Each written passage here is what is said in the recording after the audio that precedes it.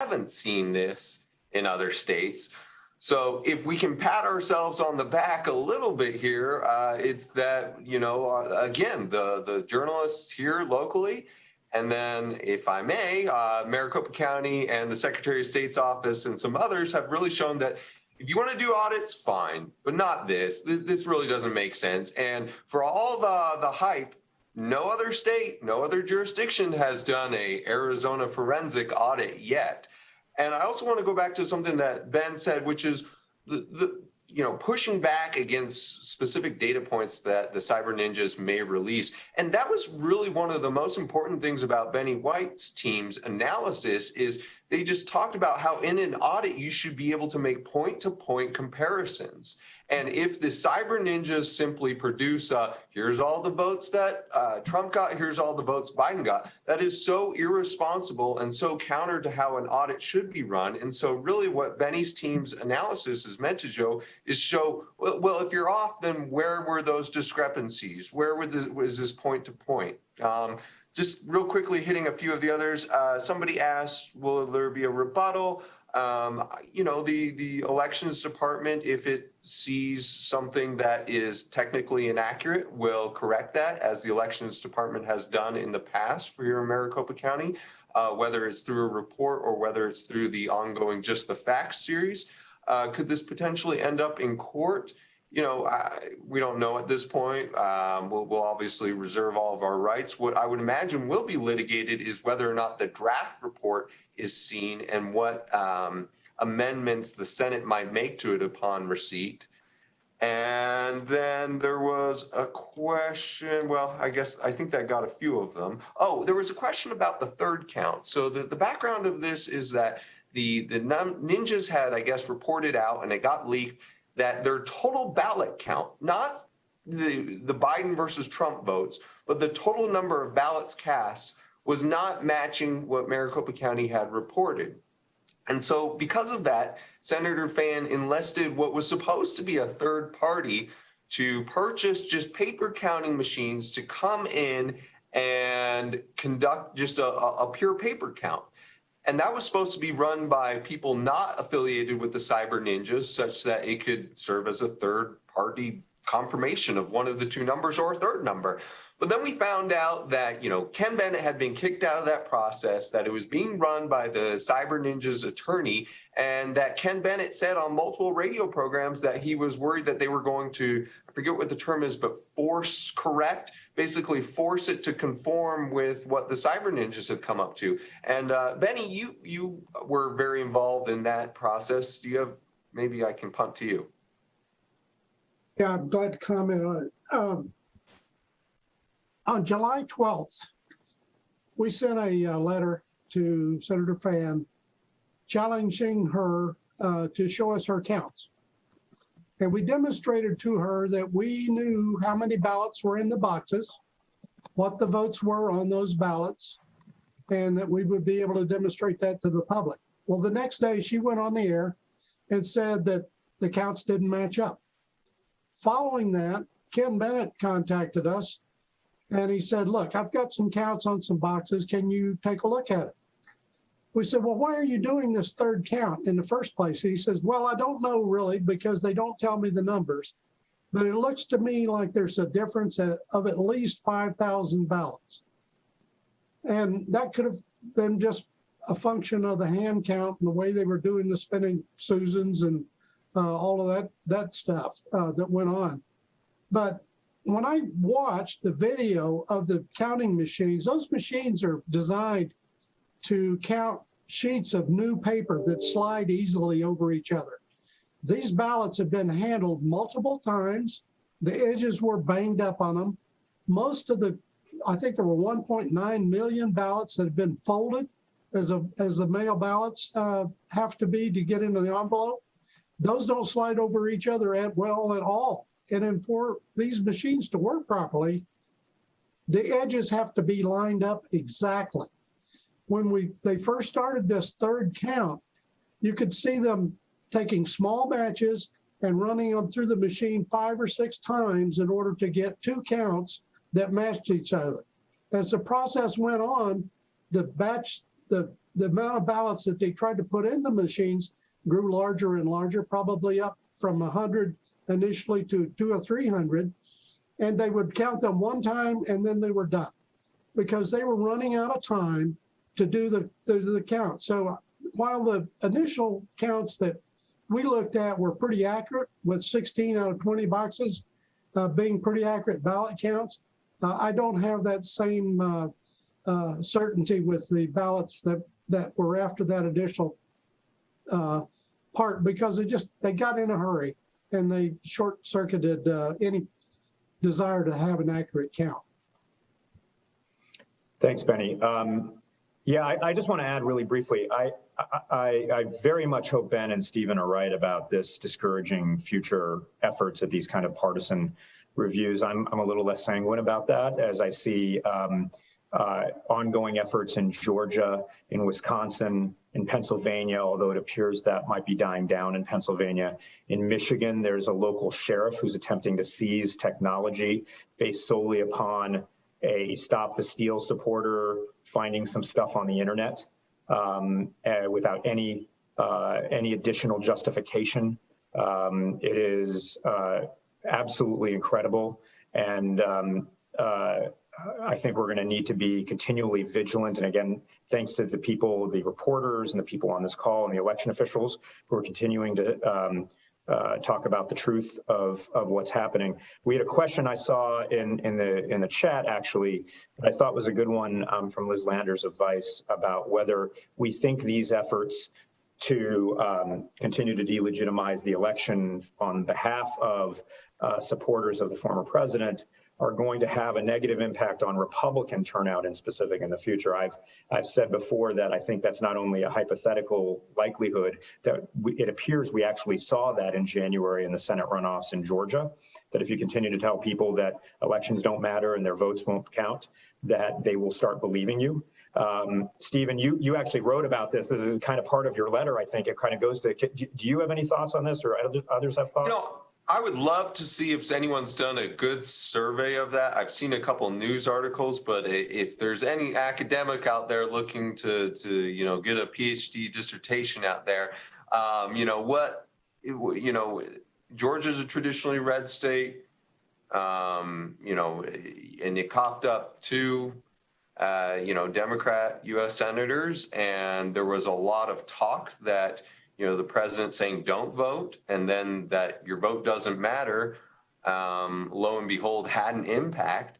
But I haven't seen any good, hard data about that yet. But yeah, I mean, it's logical, right? If you accept the premise, then, well, as I have continued to shout into the wind with all these Republican candidates running who are Stop the Steal candidates, what is your campaign slogan?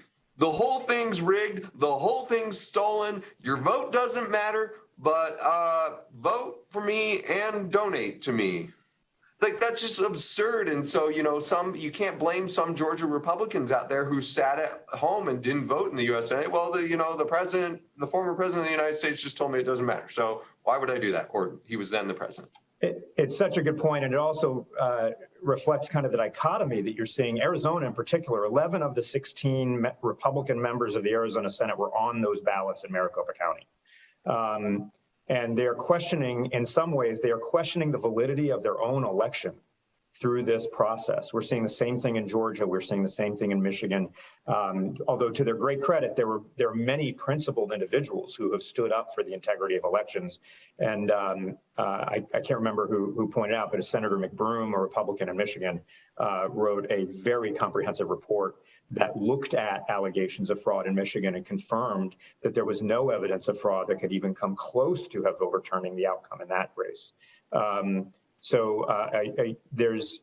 We owe such a debt of gratitude to people of principle on both sides who have stood up for the principles of democracy, regardless of whether the candidates that they voted for preferred one.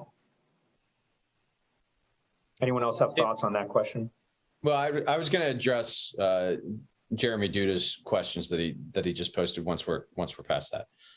I think we've got 5 more minutes, so why don't you go ahead, Matt? Okay, just super quickly. You might want to remind everyone of the question. Yep. So Jeremy's asking about the ability for the Senate to review the draft report for accuracy and clarity, and then questions around the routers. And certainly Stephen and Ray may have some thoughts on both of these. I'll say traditionally, as someone that's worked in government his entire life until now, it's not unusual for a legislator, for instance, a GAO working with Congress to review the report. But what's always part of that process, in my experience, and I've reviewed many of them, is that those undergoing the audit, those who run the process that's being looked at or audited, get a chance to review and offer clarity around the accuracy of the processes, procedures, data described in any given report like that. I've never been involved in either a congressional legislative, state legislative, or even just audit in general, where we didn't first get an initial chance to review,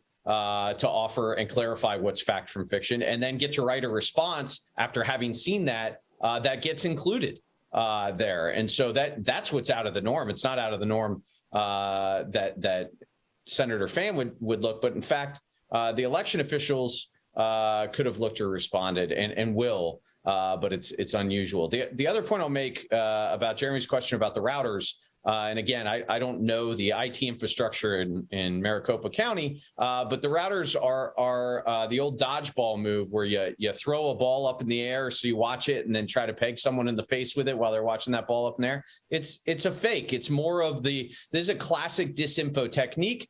Where you continue to spread questions, raise doubts, say things like, I'm just asking. We need to look at the routers because, I'm just asking the question, when in fact, there's no value or validity to the need. You have the systems. The systems under federal guidelines require loggings of all actions of the voting systems, which are available. A federally accredited test laboratory has looked at those logs and in fact validated that the systems were not connected to the internet. And so this is a farcical attempt to again move the goalposts, throw the ball in the air so you could get pegged in the face with other claims and play whack-a-mole. And I think the response from Maricopa County has been wholly appropriate, which is our citizens deserve to continue to be able to use the support and services that they need from the county instead of us having to pull down IT systems to hand over routers that offer no evidence of anything.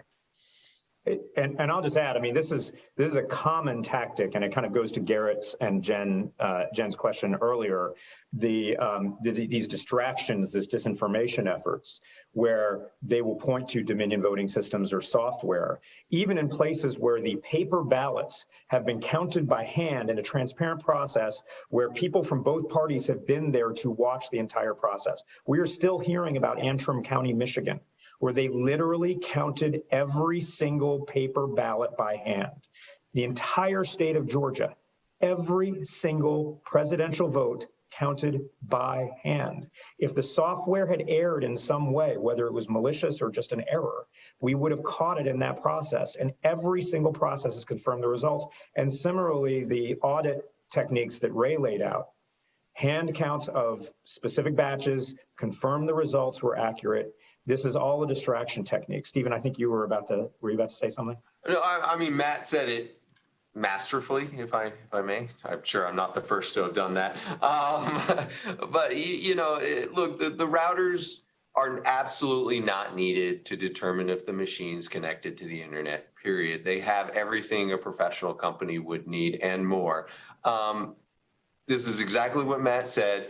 They might as well be asking for those little bottles on raised shelves and the bobbleheads there for all the good that it would do in informing their audit, except for those bobbleheads don't cost the county $6 million. And the Democrat sheriff, county sheriff, the Republican county assessor, and others have already said this would hugely disrupt our operations if you did this. So I think the Board of Supervisors says, why would we hugely disrupt the entire county's operations and put certain things at jeopardy, all for the purpose of giving them something that they don't need to confirm something they should already know? It doesn't make, that's a terrible cost benefit analysis. Hey, David. Yeah. One point that Matt made that I think needs emphasizing is the unusual review nature of this audit. And Jen Morrell certainly knows this, but normally when you have a review, it is run by the election officials who put on the election.